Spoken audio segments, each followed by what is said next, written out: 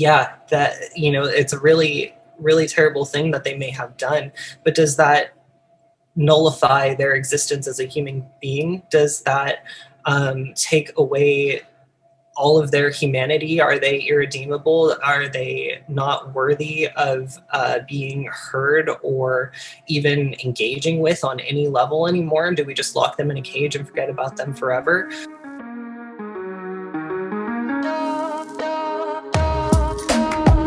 Hi, my name's LeowT, and you have found your way to the Conversations podcast. Conversations exist to create spiritually minded conversations about life. We desire to create safe space for dialogue and community. We desire to come together regularly and intentionally to generate conversations about life, belief, and the intersection of the two. Everyone is welcome at the conversation. Hey friends, how's it going? It's LeowT here, back with another episode of Conversations. I have a super interesting friend that I have just made coming to us to talk on the podcast today about them and their work and the change that they hope to affect in the world. So I'm really excited to get this started. But before we do, I just want to remind everybody that Conversations exist to come together regularly and intentionally to have spiritually minded conversations about life, belief, and the intersection of the two. Everybody's voice is welcome in the conversation. Moreover, everybody's voice is sought as a part of the conversation. You are welcome, you belong, and nothing is out of bounds because we are just here with the best of intentions to have conversations that can help shape us and the world around us to be better every day. Thank you for joining us, and I'm going to turn it over to my friend here and let them introduce themselves. Hi, everybody. My name is Casper Cendre. I am the director and co-founder of A.B.O Comix, which is an abolitionist publishing company dedicated to amplifying the voices of incarcerated LGBTQ people through artistic expression, which is my gigantic long word spiel of what we do. But in essence, we just work in solidarity with people who are incarcerated, people who identify as queer, transgender, HIV positive, or allied. And our work is just to help them publish their creative projects, to help raise a little bit of money for their commissaries so that they can, buy food and gender affirming items and art supplies and whatever that they, might need access to.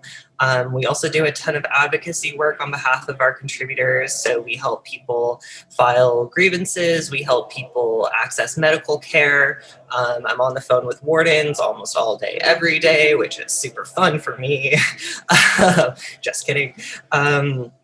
We do a ton of other stuff also. So right now we're working on trying to set up arts coordinators, positions so that we can sell the artwork of our contributors and help also, of course, raise some money for them. We're putting together artist feature pages on our website right now. This week is super out of control busy because we're working on an art show. We're about to move our headquarters to a different area of the building, working on a ton of grant funding. So it's just... I'm super excited about this week. I'm downing coffee like mad, and we're trying to rock it out. I love that. I think that you tend to work at the pace I do, which is just like absolute insanity and then one notch above. That's kind of how I function. It's kind of a quintessentially Leo move to just commit to everything all at once. So. Oh, yeah. Definitely. Right there with you. Perfect. Awesome. So there's so much to unpack and to talk about and to dive into, like just within what you've said so far. But would you mind telling us just a little bit about yourself, how you became who you are and what led you to the work that you do? Yeah, sure.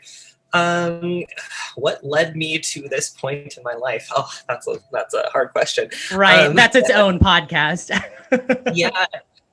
Well, like we were talking about right before this recording started, I empathize very much with like your life story because I feel that's very similar to my own where, in high school, I went through the conglomeration of identities where, I was like, am I a lesbian? No, that doesn't feel quite right. Non-binary? Yeah, sort of. Trans guy? Yeah, kind of like, feeling out the identity spectrum there. So I've been medically transitioning now for 5 years. I've been on hormones. I've had top surgery. I identify kind of like as a, I go back and forth, trans guy, non-binary sort of. Yeah, I feel that. And yeah, it's like, it's hard to put your identity into a box, sometimes it just feels different day to day. But yeah, and at this point in my life, I think I am sort of walking on a new sort of spiritual journey. I'm rediscovering that part of my identity. I was raised loosely Christian. Okay. I didn't go to church every day or anything like that, or every weekend. But I did go to a Christian after school daycare program when I was in elementary school. And so that was sort of part of my upbringing. And then somewhere kind of along the way when I was discovering my queerness, we'll call it, I kind of lost that part of my faith. And now I'm kind of rediscovering it a little bit. And now I'm in my 30s and it's starting to feel, like more of an awakening for me. One of my really good friends who is incarcerated that I've been learning from, she's a Lakota elder, and she's been teaching me a little bit about her culture and, her spirituality. And so I've been really interested in learning that from her, and then how that kind of intersects with the things I have learned growing up, and just really excited to kind of explore all the new pathways of all the things that I definitely don't know. Yeah, that's so awesome. I feel like we have so much to learn from like our Native brothers and sisters on so many levels. And even the term brothers and sisters itself falls short if we want to talk about Native spirituality. So, I live in a town which is like the only town in the United States that completely overlaps with a reservation. So I live by Salamanca, New York, and basically what that means is the entirety of Salamanca is situated on a reservation, and it's even greater than that area. But it creates this really interesting like microcosm of sociology and stuff. And so I've had the privilege of learning by proxy there. So I definitely resonate with that idea of kind of like, wow, this exists and it predates Christianity and it predates Westernism, and you know what I mean? There's so much there to learn from. And so I like that that's kind of a path that you're going along as well. So very cool. So how did you get to be this little like baby that then decided like, I'm going to work in the field of like abolition and, like solidarity with those who are experiencing incarceration and such? Yeah. It's been a really long process. When I was in high school, I was kind of super introverted. I was the kid who sat in the back left-hand corner of the classroom, just trying to pretend I didn't exist, hoping nobody noticed me. So in doing that, I was doing just a ton of writing. That was sort of my like happy place, is I would just sit and I would write novels that would never be published, or I'd just write out letters to people that I wished I could talk to, but was too nervous to.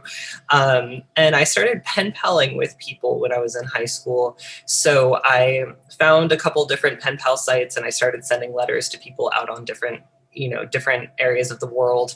And most of the people I was writing with were kind of like, in their 60s, knitting with a ton of cats, and we didn't have a whole lot in common. So, right.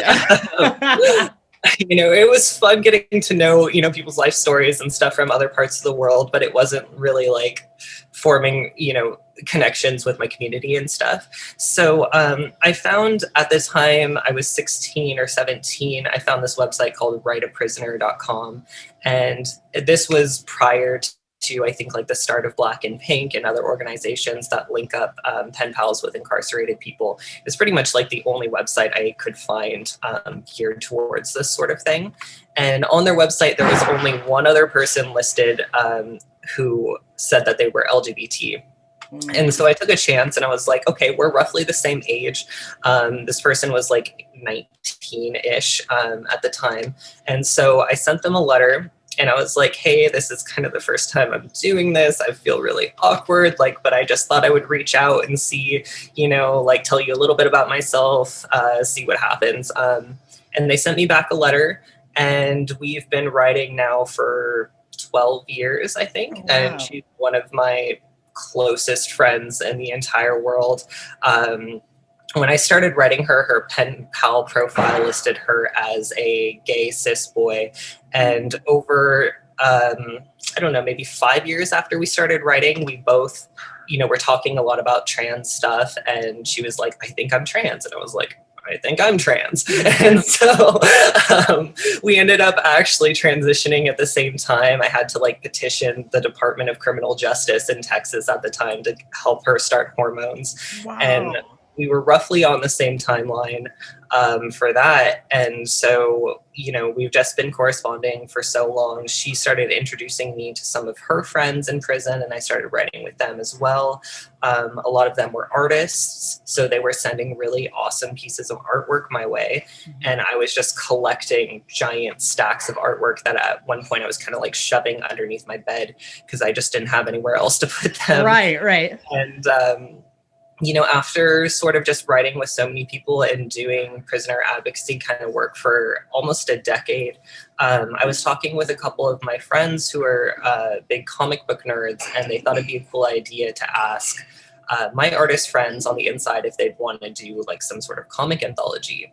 And everyone was super down, super on board for it. So we asked them to send in some comic submissions for us. And we also took out a call for submissions ad in the Black and Pink newspaper that circulates to, I probably will get this number wrong, but I think it's over 20,000 LGBT people in prison. Wow. And I kind of thought we'll probably get, 3 or 4 people to send in a comic to us. And that was not the case at all. We got hundreds of letters. Oh, wow. That's so cool. Yeah, and just so many submissions, so many people were really excited about it. So our first anthology ended up being, I think, about 25 currently incarcerated people who sent us work. And now we're in our 4th year. We just published the 4th anthology, and that one has over 50 people in it. Wow. We did an anthology last year too called Confined Before COVID-19, which is about people's experiences, of course, with COVID-19 in prison. And that one has, I think, 50-ish people in it as well. Our mailing list is over 250 people now who pretty regularly write with us. It's just growing kind of by the day and snowballing out of control. Wow, that's so cool. I feel like a lot of times the coolest shit happens when you just are passionate about something. You know what I mean? No one could have sat down and been let me think of this cool, super cool, unique idea. But it just kind of was an outcropping of, your friendship with your friend, and then your, the standpoint as an artist and as a queer person. And then out of those things comes the coolest shit. You know what I mean? Definitely. Yeah. I think it's always kind of just happy accidents, where it's as long as you take an opportunity when it comes your way, you never know really what's going to come of it. Yeah, absolutely. And there's a quote, and I want to say it's St. Augustine, which I'm not really a big fan of Augustine right now, because I'm reading some early church history that makes that dude seem not so great. But there's a quote that says the glory of God is man fully alive or something. And that really, really spoke to me when I was younger, because I, as a person, I'm all about being passionate and helping others find their passion. And so I think really the seat of a lot of the best things is just when you chase your passions, because we are all so diverse and so unique that if we all do what we are all passionate about, every base will get covered. You know what I mean? Yeah, I totally agree with that. That's sort of, I've had a couple conversations with people recently who want to start up creative projects and stuff. And they're like, oh gosh, I have so many ideas. I don't know where to start. I'm like, well, just, figure out what you're most excited about, what brings a smile to your face when you think about doing it, because that's what's going to propel you into sort of the longevity of this work. Because it's very easy to burn out. If you don't love it, if you're not super passionate about it, if it doesn't make you happy to do, even when you're stressed out and want to tear your hair out, you're not going to stick with it. Absolutely. Oh my goodness. It's so funny you mentioned that, because I'm recalling the podcast that I heard you on originally when you were talking about just eventually making enough money to eat and stuff like that, the real struggles, the foundational struggles of working at a nonprofit. You know what I mean? Yeah, definitely. It's not lucrative. No. And what's funny is like this is the type of the work that would really actually change the world if we funded it. And yet they're like, yeah, no, let's fund some tanks and shit. I mean, I'll take a tank. That sounds fun to me. Can I drive that to my nonprofit job? Like, I don't know. Right? Can I drive it through a prison wall? Maybe. Right. That is getting to the heart of some abolition shit right there. So as far as A.B.O. Comix goes, is it kind of like you and then a bunch of volunteers, or how do you guys function? Yeah. When it started, it was myself and two of my friends, I.O and Woof. And they, one I think kind of got priced out of the I.O like I.O that has like a TED Talk or whatever on gender. Oh, no, I don't think so. I think that's probably a different I.O. All right, just checking. If I was done a TED Talk, that'd be bad, but I don't think so. Yeah, just two of my awesome like queer Bay Area friends. One who got kind of priced out of the Bay Area and had to move away, and then one who's also teaching and kind of didn't have the capacity for stuff. And so then, in year two, it was really just me for a while. I was just sort of operating out of my apartment for a long time, stacks and stacks of letters just piling up, and my workspace was just out of control. And by year three, I was like, I need to separate this from my home life a little bit, because it was just so intense. It was the only thing I was thinking about all the time. And I was also working like two other jobs. And it was just so like, it was becoming too stressful. Like it was becoming not so much, a fun, awesome project I was loving anymore. It was starting to become like overtaking my life. Yeah. And so I was like, but I love this more than pretty much anything that I've ever done. So I ended up quitting everything else and then investing kind of everything into turning this into my full-time gig. And so now I'm sitting in the A.B.O. headquarters office. We're surrounded by beautiful art that's on the walls. And I actually just ended up renting a bigger space that's upstairs from this one, which is multiple rooms. And so we're going to start the process of moving everything up there very soon when I can find a spare minute. That's awesome. That's super exciting.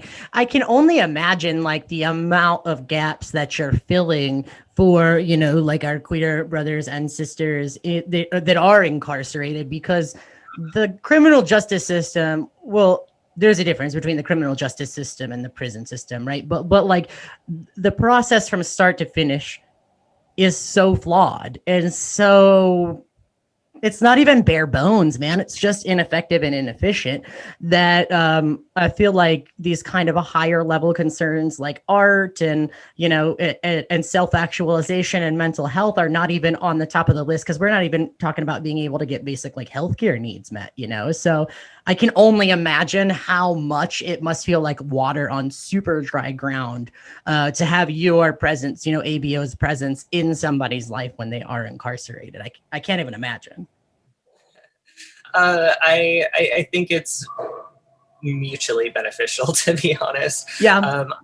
I feel like people have taught me so much about myself and about, running a quote business or a nonprofit. They teach me things about life and love and, just have brought so much insight and joy to my life that I couldn't imagine at this point doing anything other than this, because I get to learn something new every single day, and I get, incredible, beautiful art that every time I go to a museum, I just want to like touch everything. Right. All the paintings and like, and then, I get this art and I'm like, yes, I get to look at it and I get to see it up close. And it's really, really incredible. And then at the same time, I get the privilege of getting to assist people a little bit in making their environments a bit brighter, a bit safer, a bit happier. It's been really cool just to kind of see the impact on both ends, see the impact of people being able to share their stories with others, and then people hearing those stories and learning from them and being inspired to create positive change. Yeah, man, that's so cool. And I love something that I heard. I'm really passionate about like this idea of, and if you take it, I swear I'll cut your fingers off. But I'm really passionate about this idea of the thing behind the thing. So it's like we're talking about this, but really it's that, you know what I mean? And the example that I've been using to explain that is, the like trans in sport debate that's been happening. And the thing that people always throw out is like, well, I want my daughter to be able to get a scholarship. Okay, so you're making trans people the target of this argument, but what you're actually worried about is the fucking crazy cost of college. So that's my analogy, right? And so I set out and I was thinking like, let's talk about like the work that you do within populations that are incarcerated. And you're like, no, first let me talk about the work that they do in my own life. And I think that's a cool ideological switch. And I'm not sure if you noticed that happened or not, but I definitely just noticed that because in the way you phrased it, like you set that out as like, listen, you think you're helping these people, but they're helping me so much more. You know what I mean? Yeah. And that was a fun kind of switch in my brain over a long period of time too, because I think when I got started in prisoner advocacy work, of course it started with pen paling, but then it kind of just came from, I was getting so many requests for assistance and just every realm, like people writing about really just horrific things that are happening inside the prison system and being like, oh God, what can I do to help? Like, how could I possibly help change this massive, overwhelming system that, at times, like you said, it feels like, a couple drops in a just vast, desert. And that was kind of my mentality when I started it. It was like, okay, I'm just going to chip away at this system and see if I can help a little bit. And then over time, it just ended up transforming my own life and helping me out in so many ways and helping me grow, emotionally and spiritually and just as a person, especially getting to interact with people from all different areas of the country, all different walks of life. People have had all different upbringings and experiences, and getting to know them sort of like intimately through our friendship. So I've gotten, what's been so fun for me is I have grown up in California. It's kind of an insulated bubble. And there's really like, especially up here in Oakland, which I love our community so much, but it's a narrow kind of bubble of ideological thinking. And so you kind of get in that and you form that worldview, right? And then you kind of project that like, okay, well, I have this worldview. Everybody else probably has this worldview because I've been insulated in it for so long. Right. And surely everyone thinks like this. Yes. And then you start talking with people, who are incarcerated, like trans women who are incarcerated in like Texas men's facilities or something, and they have different upbringings. Like they grew up around Confederate flags and they grew up in that sort of school system and have different perspectives, and just sort of learning the differences, and then also having like heated kind of intense conversations through letter writing, and we're like, I'm going to tell you what I think. And they're like, well, I'm going to tell you what I think. And then, at the end we're like, okay, well, I still love you. And even if we disagree on this, you're still super rad. I'm so glad to have you in my life. And it's helped just help me learn about different perspectives. It's helped me learn my own biases and my own, all of the things that I learned that maybe were not correct, or that I was, straw manning or pigeonholing people based on what I thought they thought, but not what they actually think. So that's been an incredible opportunity for me. That's so cool. I feel like I was doing like another interview earlier this morning, which makes me sound really gangster, but really I just said yes because I'm doing a research project for school coming up, and so I was like, well, I have to say yes to my friends now. You know what I mean? But I was drawing an analogy between like the world of art and people, right, and sociology. And so the idea I was talking about is that like colors, right? Colors, because I'm a colorist. Like that's what I do. When I'm not doing this, until I can do this full time, that's what I do.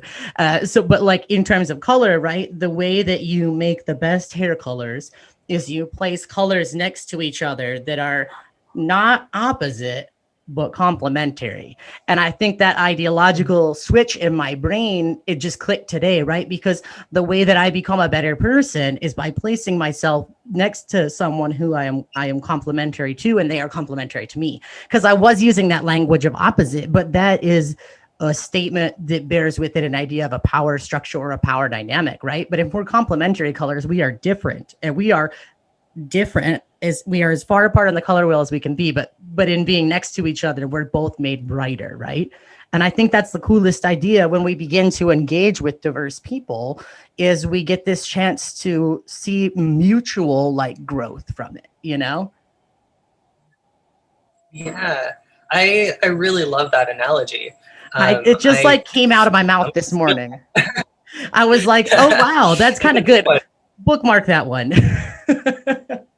Yeah, right. You need to write that one down. Put that in a book. Right, exactly. I keep saying that, like, I'm just actually conversations is just like me verbally processing the content of whatever book I write in the future.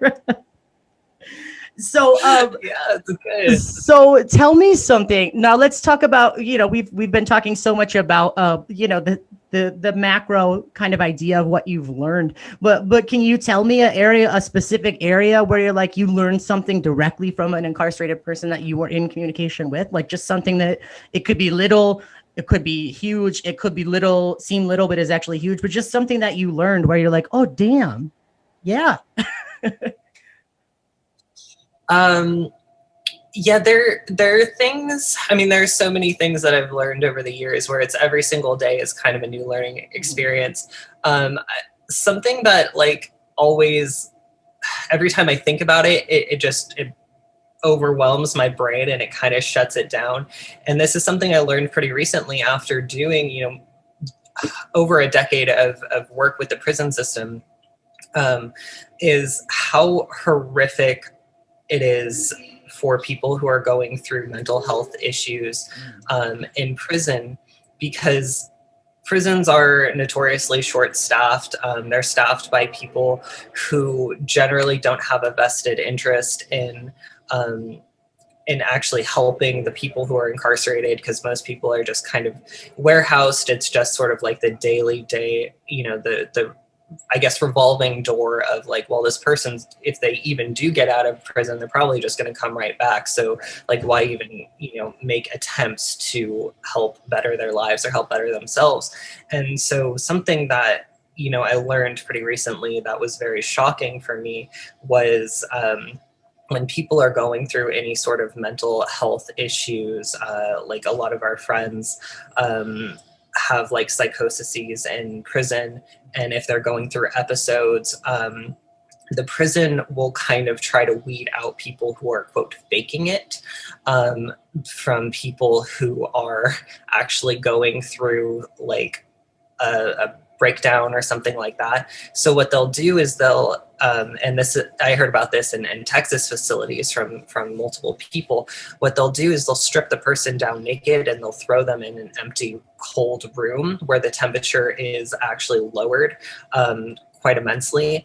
And then they'll just kind of try to break the person. So if the person's not actually suffering a mental breakdown, they'll be so uncomfortable that they're like, this isn't even worth it. Like, fuck it, I'll just go back. And they'll just be like, okay, I'm fine, totally cool. But if they're actually suffering like a really bad breakdown and they don't have, sort of the verbal tools to be like, this is horrific and I need help, then they just kind of suffer in that cell until they finally come out of it. And they're not offered any sort of resources, any counseling. A lot of times people don't get the medication, like the proper dosage of the medication that they need, or their medication is switched up based on what is the cheapest at the time. So people are constantly cycling through different medications. It's a really, really horrible system for people who are, dealing with those sorts of issues in prison. That's horrifying. Yeah, that was one of the more like, one of the more shocking things, because I knew that healthcare is terrible. Right. The prison system, it's kind of terrible out here too. We're not really racking up the points in that regard. Right, but I didn't realize quite the lengths they would go through to make sure that a person doesn't have access to healthcare. That's crazy. And it's like, okay, so maybe they're not on having a psychotic episode, but let's push them to the point of psychological torture. So maybe they do have a psychotic episode. Because you know how many people probably entered that, you know, were faking it, which I tend to think is like a lower number anyways than is purported, right? But like how many people were pushed to that point because of that kind of treatment? I mean, that's not rehabilitation. Like, let's stop calling it rehabilitation and start calling it warehousing people, because that's not rehabilitative in nature at all. Right. Yeah, I think our prison system is more focused on sort of retribution and warehousing than it is trying to help people, you know, maybe people who have made mistakes, help them come to terms with that, help them learn and grow from those mistakes, and then become the better versions of themselves, so that then when they come home to their communities, you know, they have, you know, the self-motivation, they have the tools, they have the skill sets to come back and be, you know, integral parts of our communities again. Instead, it's sort of like people are essentially being tortured within the prison system, or at the very least, they just kind of have years to sit with the thoughts of their mistakes and kind of brood and perhaps grow bitter and resentful and angry. And then, you know, it's no shock that when you release somebody who's just feeling so negative back into our communities with no resources, a lot of times, no money, nowhere to live. I mean, part of the parole system is that you have to have those things in place a lot of the times, but many people, you know, don't have a whole lot of like family or friend support on the outside. You know, finding a job with a felony record is next to impossible for most people. And then it's just kind of like, you know, people make one mistake, they violate parole even just, you know, very minimally, because there's not a whole lot of opportunities, and then they're right back in the prison system again. It's so crazy. I think what you said at the beginning of that, like this last little segment really, really caught my ear, which was that it's not about rehabilitation. I mean, we've known it's not about rehabilitation, because you'd have to be dumb to know it's not about rehabilitation. You'd be real dumb. But the like ideological switch that you flipped in my brain was that it's not only is it not about rehabilitation, it is about retribution.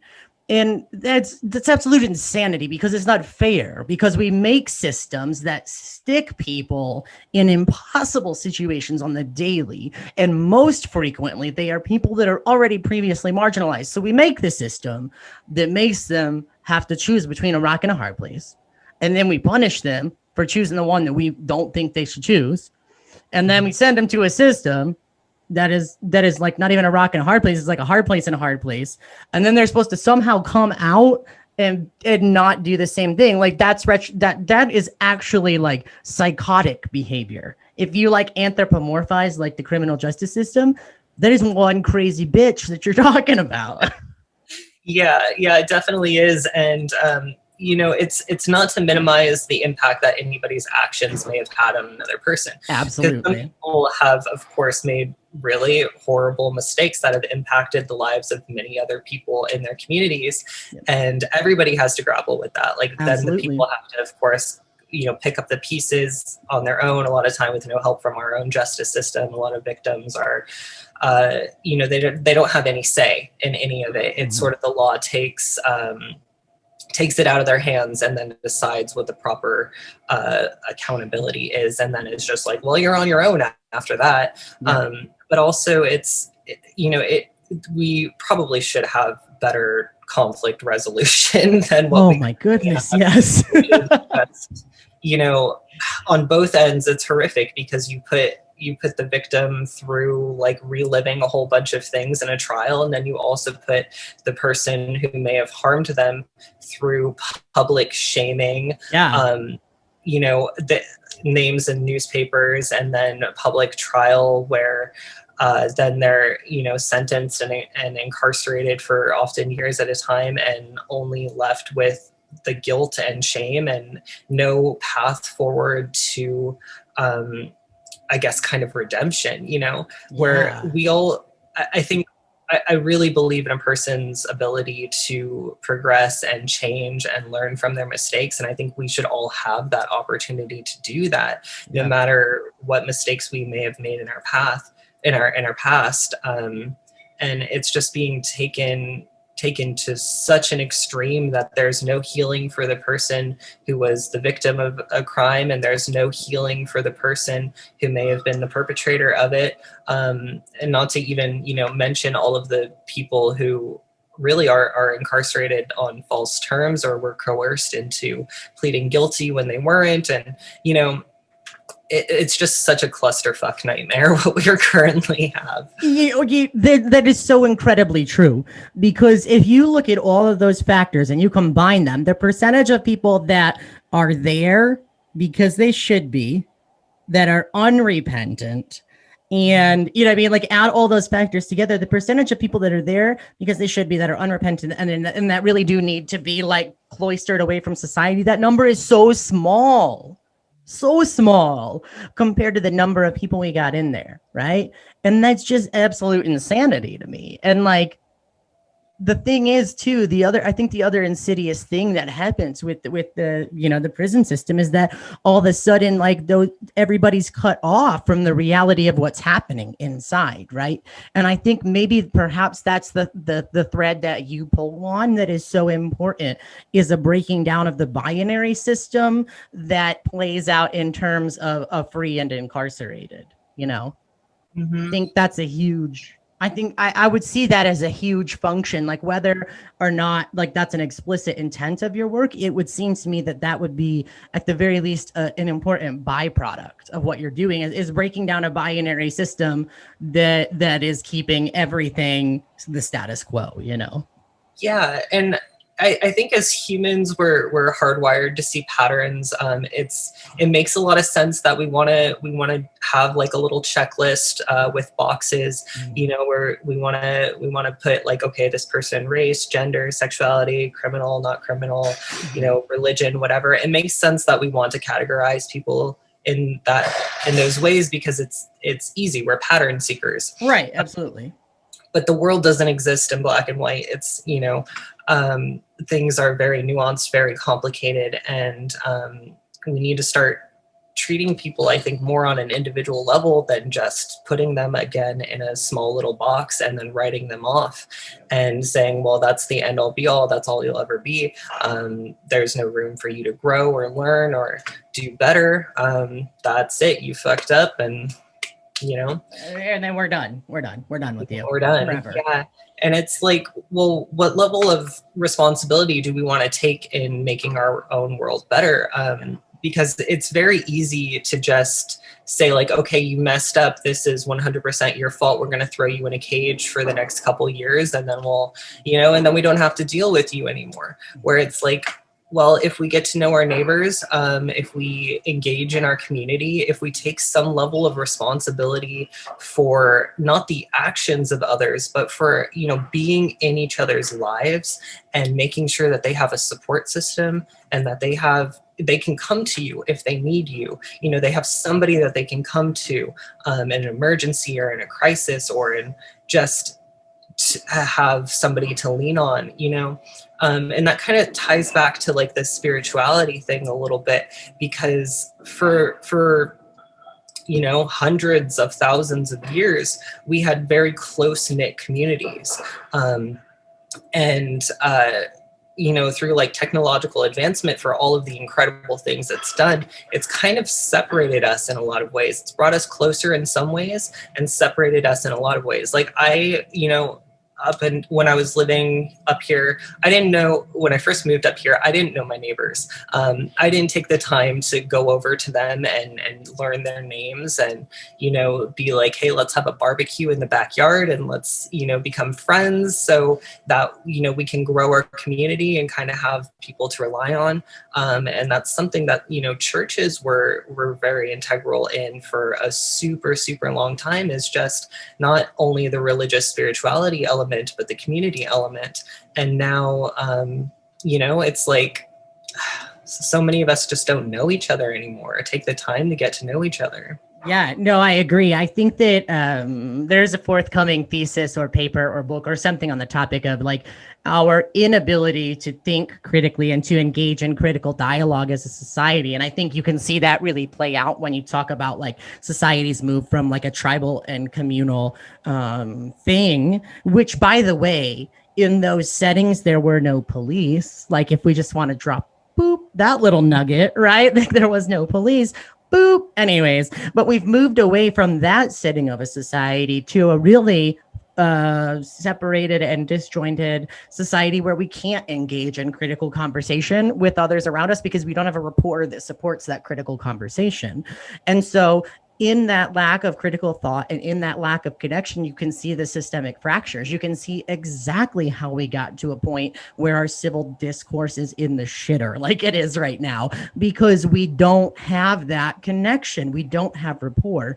And so really, if you're talking in models of spirituality and religion in what you're doing, I don't see an altogether huge difference because at my core, I'm a community builder. My community looks different than the community I grew up in, but that's what I'm doing. And what you're doing is building a community. And it might be on one side of the glass and on the other, but you're essentially seeking to intentionally build community, especially. And what's the coolest about what you're doing is that you're seeking to build a community with people that the rest of the world is like, pass, you know what I mean? And you're like, no, I think like there's something here. There's a real human that I'm writing to with real thoughts and real feelings. And they might be stuck in this setting, but they still have a real life that happens, it's still they go through a million thoughts every day, even though those thoughts happen within those same four walls.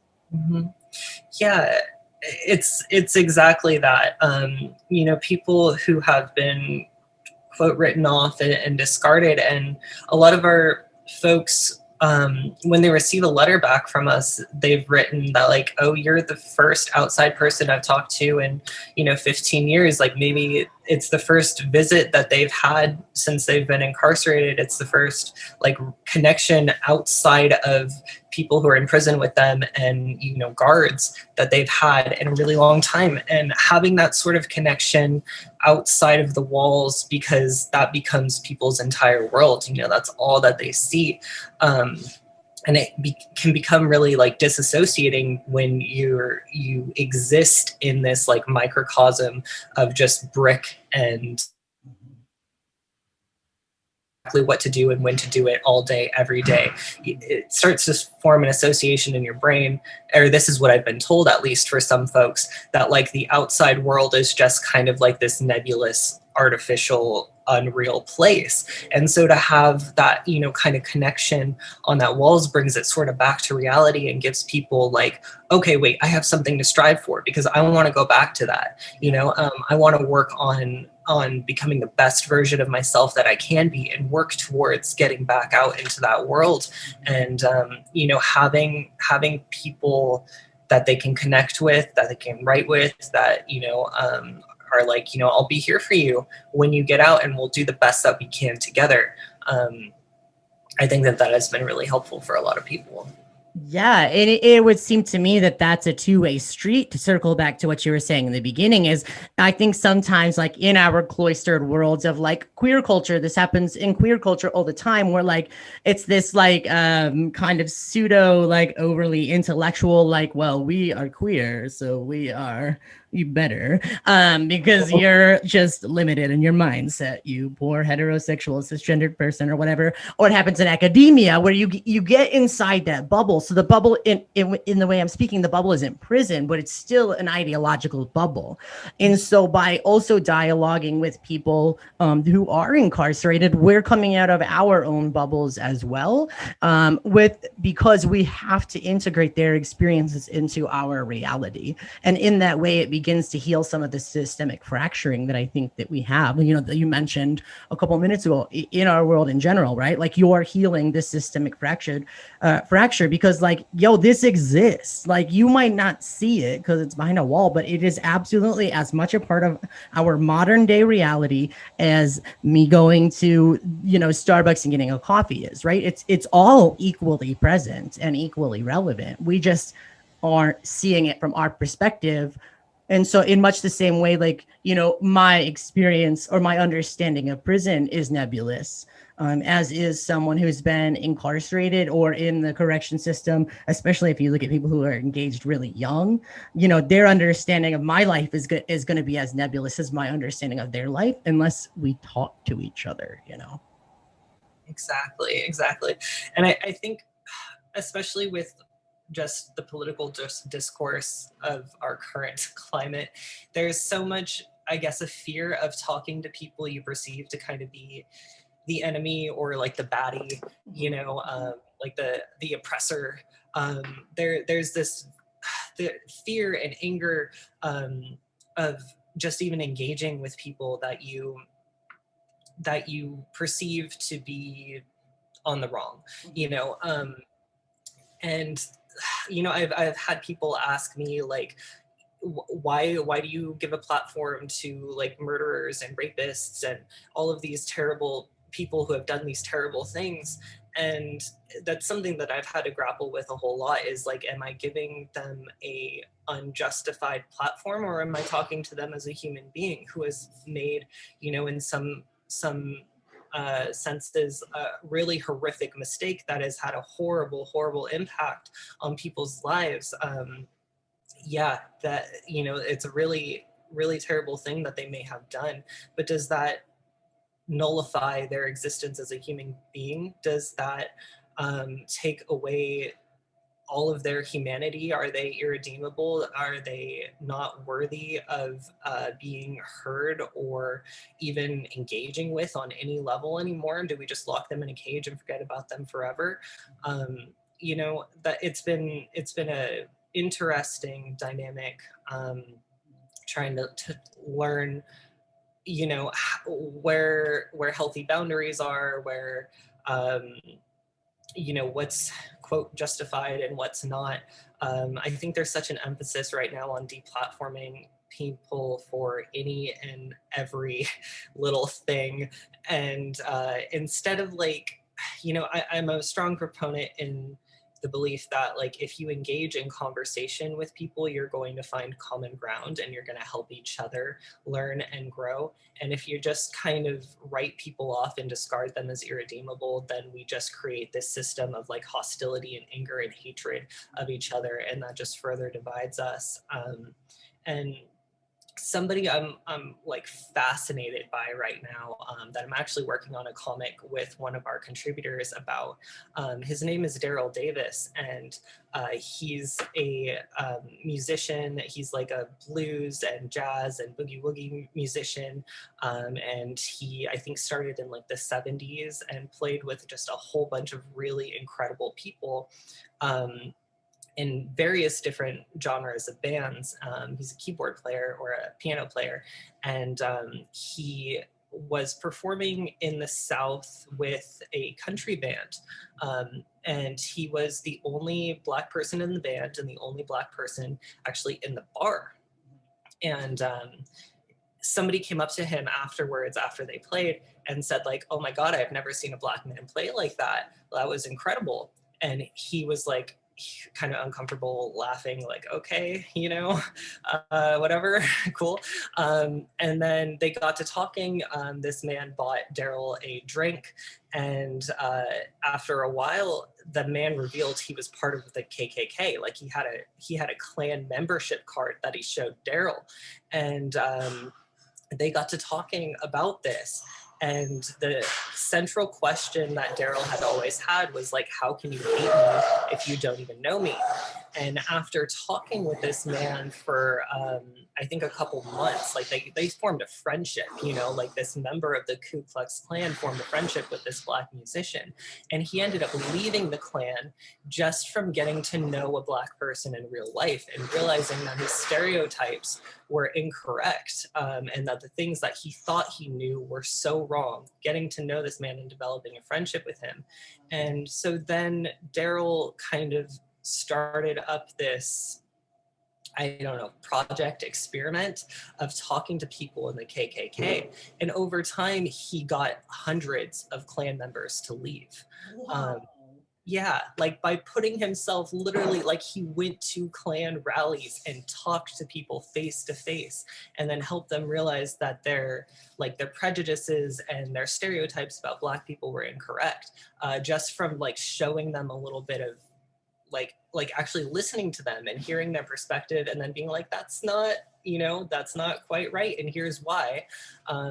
So he's kind of like one of my heroes right now, and has really shown me just the impact that having a conversation with somebody, especially somebody that you disagree with, can truly have on the world. Like he's planning on starting up a museum because he's collected hundreds of Klan robes and paraphernalia and hoods and stuff from people who he now considers like really good friends of his, who have learned and grown and changed just because they were exposed to something they were never exposed to before.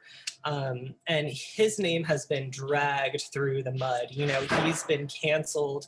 He's been deplatformed. He's been called a white supremacist. He's been called, like basically you're converting with the, or you're, what is the word? You're associating with the enemy. Yeah. Exactly. Yeah. So his name has just been completely dragged through the mud, and he's been associated with the most evil that you could possibly, could be. And the entire story is so interesting to me because people are generally, I think, inclined to just sort of write off and discard those that they disagree with instead of really engage with them and learn from them. Yeah, it's so interesting that you brought up that idea of deplatforming, because I just made a video. It was this past Sunday with my friend, 2 Sundays ago with my friend Justin. We talked about cancel culture and like, is it beneficial? Is it not beneficial? What are the parameters? Like what do we keep? What do we throw out of it? And I think you are pointing out much of the same thing that we ended up circling around to in that video, which is the idea that like, you cannot just throw people away. You cannot. Like there is going to be a percentage of people who are unrepentant, like psychopaths, like, or sociopaths, right? There's going to be like that is real life. But what is not real life is that everybody who murders somebody is a cold-blooded killer. That's not real life. And when you throw away people, right, like, which I think our prison system does that. We throw away people, we disappear people, right? We are the equivalent of the parent that's like, I can't deal with you right now. You know what I mean? Like, it'd take too much energy to deal with you. It latent in that idea is the idea of who is redeemable and what is redeemable. And then latent in that idea is who decides who is redeemable and who isn't redeemable. And so you have a lot of co-occurring, like really big, really overarching value decisions being made, and they all play down to that lowest level of like, are we canceling this prisoner, or are we letting them be a human who has the potential to evolve and to grow and to change? Mm-hmm. Yeah. And I had this conversation actually with one of our volunteers the other day, and it was really like, I don't know, something went off in my brain a little bit, like a light bulb, went off in my brain, where it was this idea of abolition, of course, which is what a lot of us are aiming in the direction of. Mm-hmm. And in order to have an achievable version of abolition, we have to have very, very strong communities, very strong community ties. Mm-hmm. And something that like clicked for me is the largest white supremacist gang in the world is in the US penitentiary system.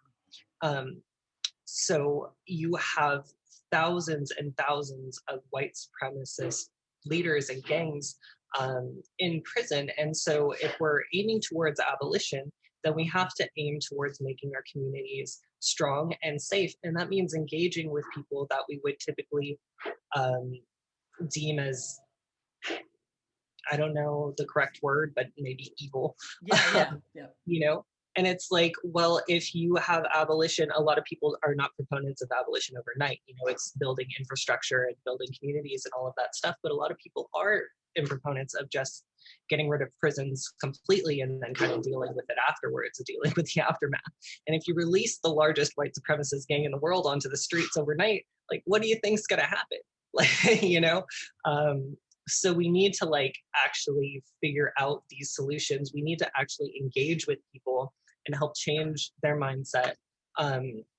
And I think the best way to do that is through conversations with them, because there's this idea that we can just squash it out. You know, if we tell people they're wrong and they're evil and they're horrible, then that's going to change their opinions. But that's not human psychology, right? Like the more you do that, the more they just kind of dig their heels in and go, well, you're wrong, you're stupid. Like what, you know? So Yeah, that's really interesting because you in so many ways you are a conversation facilitator with what you're doing, and you're modeling the change that the world needs to see. So like good on you. Not sure if you were doing that, but if you knew you were doing that, but it's so true. Like we need the world to be full of more conversation facilitators and relationship builders, especially and maybe primarily with people who, you know, we struggle to label as redeemable, right? Man, there's a lot of like, yeah, that dog will hunt. There's a lot in that I'm going to be processing all night for sure. But there's so much there in terms of power dynamics and how we handle people and how we attach value or remove value from. And yet, with all that being said, so much of what we're talking about and what I'm just musing to myself about is accomplished when you write a fucking letter to somebody who's different than you and you listen to the letter they write back. Like that's the beginning of such profound change in our world. yeah, thank you. I'm having this like moment of like intellectual and spiritual synergy as we're talking, and it's like, really, that's a lot, man. So I've taken up a substantial amount of your time, but it's been incredibly valuable to me as a person. So I'll let you off the hook, but not before I ask you two more questions. The first is going to be theoretical. The second is going to be tangible. So we'll go with the theoretical one first. If there's one thing that you could say to people who are watching this video, right? About you, about your work with queer prisoners, about abolition, about belief, any of it. Like if you could leave us with one thing or one, you know, grouping of things, I won't tie you to just one. Like I'm not going to cut your mic or anything, but is there anything that you'd like to say to us in conclusion? Sure. I'd say so much of our world right now seems to be focused around fear and just like apprehension of engaging with people. I think a lot of people are kind of walking on eggshells right now. They're scared of saying the wrong thing. They're scared of offending people. And they're also scared of engaging with people that they have differences of opinion with. I know for myself, like I get kind of freaked out talking to new people because I don't know anymore where the line of like where the line is, you know. And it makes me scared to kind of engage with people and tell people my real feelings and my real opinions. So I'd say I would love if we could build towards a world where there is less fear of each other. I think right now I think people's intentions are really good, but we're just creating an atmosphere of like fear and hostility.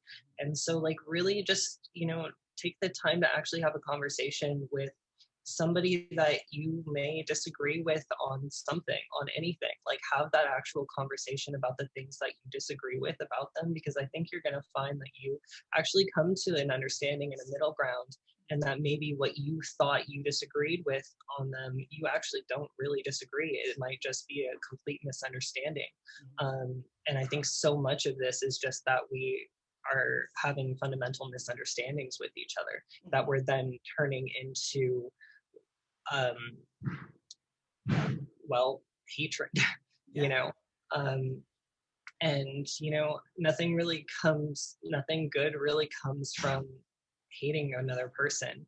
And so I just say, take the time to like talk to, especially like your loved ones. There's this huge movement towards being like, well, if you disagree with your loved ones at Thanksgiving, then don't even go to Thanksgiving anymore. Don't go to Christmas anymore. Just disengage with them completely. And that's just isolating us all into tiny little boxes of fear and hatred. And really take the time to like get to know new people and have those sorts of deep, meaningful conversations. And also, get off social media. It's terrible for you. It's rotting your brain. Right. And I think in that statement too is there is room for us to disagree on some stuff. I always think about this, like I have a friend who's who's my alderman in my town. So my direct representative on the city council, and he tends to be a more fiscally conservative person. So we have conversations about like the city budget and ways to deal with blighted houses and real local politics, the sexy work of local politics, if you will. So we disagree on some of those things sometimes, but like we don't disagree on the value of a human. So anything, you know what I mean? So like leave space for disagreement, because that is where democracy and community and all of that builds, because of that friction in a good way, because that friction forces us to look for better alternatives that might be outside of our brain. But if we can major on the fact that there is intrinsic value in every human being, I think we can have a lot bigger conversations. You know what I mean? Definitely. Absolutely. So my second question is less esoteric, less theoretical. My second question would be, if people want to get in touch with you or, help engage in your work, how should people contact you? Oh, good. An easy one. I had to throw you one. Thank you. It's super simple. You can go to our website. It's just www.abocomix.com. And if you go to our contact section, it's got our mailing address, it's got our email address. It doesn't have my phone number because I received too many calls from prisons already. I don't think I can take any more from that. But yeah, it's A.B.O. Comix on everything, pretty much. Twitter, Instagram, Facebook, and I know I said get off social media, so I still believe that, but if you want to find us on social media, we are there. Feel free to get in contact for anything. If you have questions, if you have concerns, if you want to come hang out in our office, if you want to volunteer, if you want to come see some artwork, I'm always happy to engage with the community. Perfect. And in terms of two other tangible things, are people able to connect with you in order, if they would like to become a pen pal with people who are incarcerated? How should they do that? Yeah, we actually have an entire pen pal portion of our website. So again, if you go to the website and click pen pals, we have bios up there. And then we have a contact form as well. So you can fill out the little contact form, tell us who you want to write with. Or if you just want us to pair you up with somebody who maybe hasn't been paired up yet, then we can do that as well. Very cool. And another good resource for pen pals as well, because I think we only have about 30 people listed on our website right now, is Black and Pink, which is just blackandpink.org. And I think they've got like thousands of people who are looking. Okay. Awesome. Very cool. So I'll put all this info in the show notes and in the captions and everything, and make sure that gets out there. And then my last question would be, so the anthology, is that purchasable by the general public? Is that something that they can find on the website? What's that all about? Yes, we have a store section on our website as well that has all 5 of our current anthologies, along with a couple other books, zines.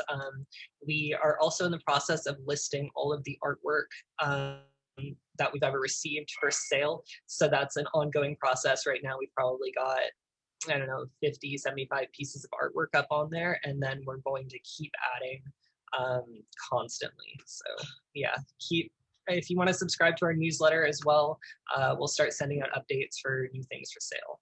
Awesome. Thank you. I hope that everybody who's listening goes and checks that out. I did like a couple days ago, and it's super awesome. It's super cool.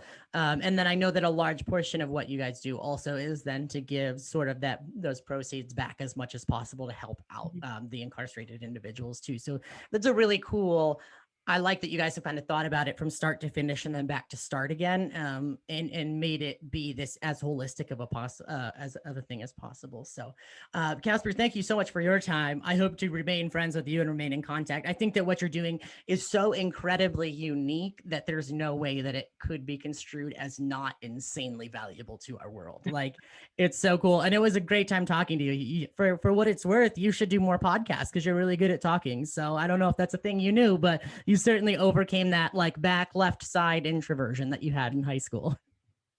I appreciate that so much. It has been it's been a really hard learning thing for me to learn how to talk to people, as you can see as I stumble over my words. So I super appreciate that. And it was wonderful to get to talk to you today too. And if you make it to the Bay Area, let me know and I'll take you out to dinner. Yeah, we'll hit you up for sure. Thank you so much. Have a good day. Everybody who's watching, you're the bomb. Please remember that everybody's voice is valuable at the conversation, and we hope to see you back here next time. Have a good day. Casper, you have a good day as well. Thank you. Bye. Bye.